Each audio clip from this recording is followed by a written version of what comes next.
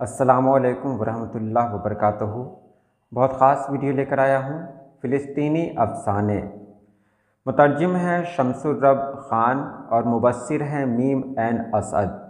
ये वीडियो मैंने इसलिए बनाई है कि इस तरह की किताब कभी कभी ही आती है और हम लोगों को इस तरह की किताब पढ़नी चाहिए।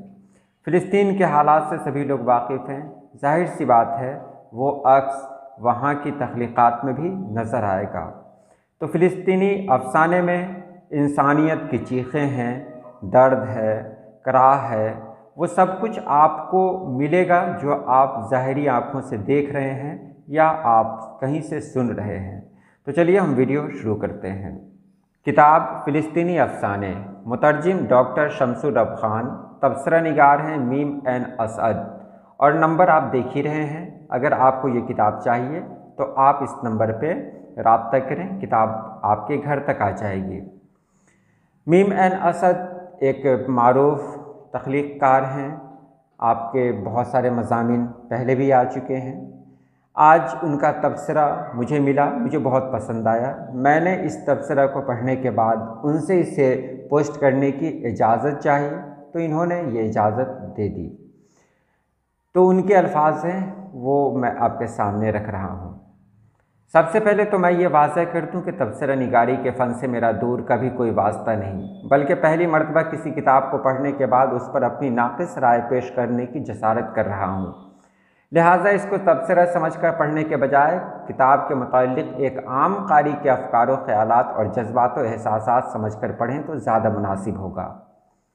ज़ेर नज़र किताब उन चुनिंदा किताबों में से है कि क़ब्ल अज़ इशाअत ही जिनका मुझे बेसब्री से इंतज़ार था।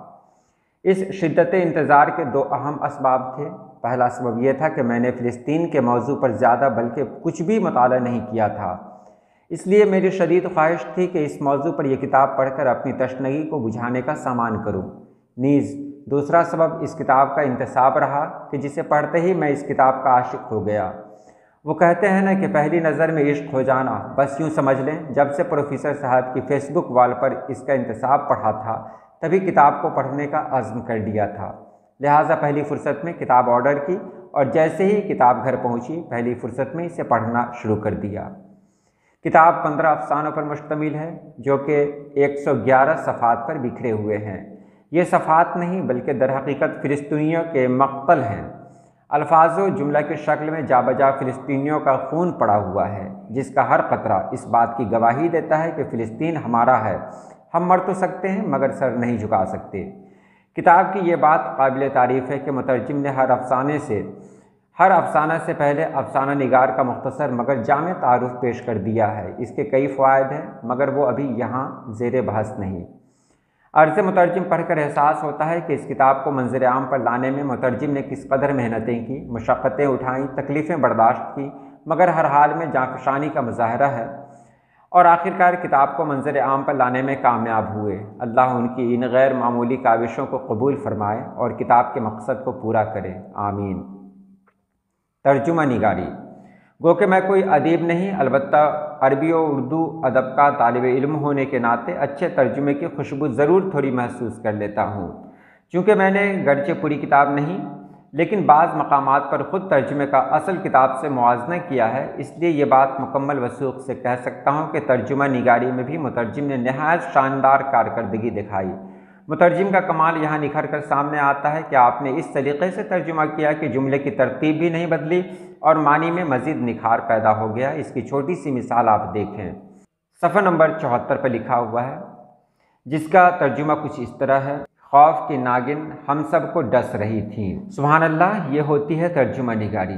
नीज़ एक चीज़ मुझे तर्जुमा में यह भी पसंद आई कि मुतरजिम ने बिला ज़रूरत भारी भरकम अल्फाज से इज्तनाब करते हुए और तकल्लुफ़ से काम न लेते हुए सलेस ज़बान में ही तर्जुमा किया है, जिससे उनकी किताब में चार चांद लग जाते हैं। जैसा कि एक जगह पर आपने इन जुमलों का तर्जुमा कुछ इस तरह किया है, बचपन का ज़माना था इसलिए मैं कुछ ज़्यादा ही लुत्फ़अंदोज़ हो रहा था, स्कूल जो नहीं जाना पड़ रहा था। फ़िलिस्तीनी अफ़साने, सफ़ा नंबर 17। मगर सलासत व रवानी के साथ साथ आपने मुहावरे और उर्दू अदब की चाशनी का दामन भी थामने रखा और असल इबारत व तर्जुमा दोनों की आमेज़िश से एक ऐसा जाम तैयार किया कि पीने वाला बिना झूमे न रह सके। بس اس کی ایک چھوٹی سی مثال یہ دیکھیں، صفحہ نمبر 73 کا ترجمہ صفحہ نمبر 17 اور 18 میں کچھ اس طرح کیا گیا ہے کہ وہ بڑی دردناک رات تھی، مردوں کے چہروں پر تاریکی کا بسیرا تھا تو عورتوں کی زبان پر دعاؤں کا پہرا۔ سبحان اللہ، کوئی بھی باذوق قاری اس ترجمہ کو پڑھ کر مترجم کو داد دیے بنا رہ نہیں سکتا۔ ایک اور کمال جس کا بعض مقامات پر آپ نے اظہار کیا وہ یہ ہے کہ ترجمہ کرتے وقت بسا اوقات ایک آدھ جملے کا اپنی طرف سے اضافہ کر دیا، جو کہ تحریر کو مزید رونق بخشتا ہے۔ اور کمال کی بات یہ ہے کہ اگر آپ غور کریں گے تو مترجم کی طرف سے اس اضافی جملے کو اصل عبارت میں ما بین السطور موجود پائیں گے، یعنی مترجم نے اس ما بین السطور کو اٹھا کر الفاظ کی لڑی میں اس سلیقے اور عمدگی سے پرو دیا کہ اصل عبارت میں بھی خلل پیدا نہ ہو اور معنی میں مزید خوبصورتی آ جائے۔ اس کی مثال آپ یہاں دیکھیں، صفحہ نمبر 75 جو اصل کتاب ہے اس کا ترجمہ صفحہ نمبر 19 پر کچھ اس طرح کیا گیا، ہم آگے بڑھتے رہے، تمہارے والد پہلے ہی عمر دراز ہو چکے تھے، مصیبتوں کے اس کشاکش نے ان کی حالت مزید ابتر کر دی تھی، ایسا لگ رہا تھا کہ عرصہ دراز سے ان کی آنکھوں کو نیند کی راحت نصیب نہیں ہوئی تھی۔ پس مندرجہ بالا ترجمہ میں گرچہ مصیبتوں کی اس کشاکش نے ان کی حالت مزید ابتر کر دی تھی کا ترجمہ اصل عبارت میں موجود نہیں، لیکن اگر آپ غور کریں گے تو معلوم ہوگا کہ یہ معنی در حقیقت ما بین السطور مخفی ہے۔ نیز یہاں اس بات کا بھی بخوبی اندازہ لگایا جا سکتا ہے کہ کس قدر غور و خوض اور باریک بینی کے ساتھ مترجم نے اصل عبارت کو پڑھا ہے، اور اسے صرف پڑھا ہی نہیں بلکہ محسوس بھی کیا ہے، اسی لیے وہ ما بین السطور چھپے ایسے الفاظ و معانی کو نکالنے میں کامیاب ہوئے۔ یہ تو خیر ترجمہ نگاری کے تعلق سے کچھ باتیں ہوئیں، البتہ جہاں تک مکمل کتاب کی بات ہے تو مجھے یہ کتاب واقعتاً بہت پسند آئی۔ اس کو پڑھتے وقت ایسا معلوم ہوتا ہے جیسے میں خود بھی اسی کہانی کا ایک حصہ ہوں اور اپنی ننگی آنکھوں سے یہ سارے مناظر دیکھ رہا ہوں۔ وہاں کوئی اذیت میں مبتلا ہوتا تو یوں لگتا جیسے میں بھی اس اذیت کو محسوس کر رہا ہوں، کوئی روتا تو دل بھی اندر سے رونے لگتا۔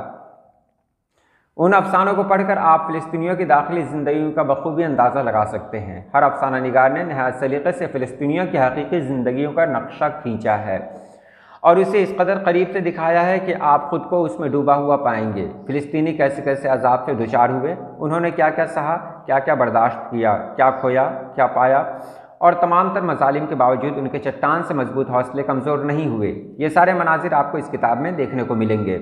اس کتاب کو پڑھ کر یقیناً قاری کے دل میں فلسطین سے محبت میں اضافہ ہوگا، فلسطینیوں کے تئیں ہمدردی پیدا ہوگی، ان کے لیے دل سے دعائیں نکلیں گی۔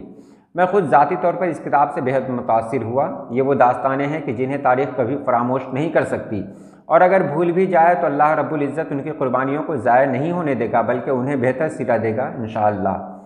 مجھے ذاتی طور پر جن افسانوں نے سب سے زیادہ متاثر کیا اور غمزدہ کیا ان میں غمزدہ سنتروں کی سرزمین اور چچا ابو عثمان سر فہرست ہیں۔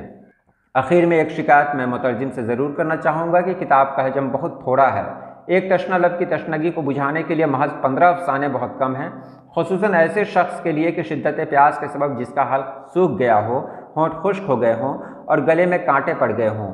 لہٰذا اگر مترجم کتاب کے اگلے ایڈیشن میں کچھ مزید افسانوں کا اضافہ کر دیں جس سے ہماری تشنہ لبی کسی قدر کم ہو جائے تو میں ان کا ممنون رہوں گا۔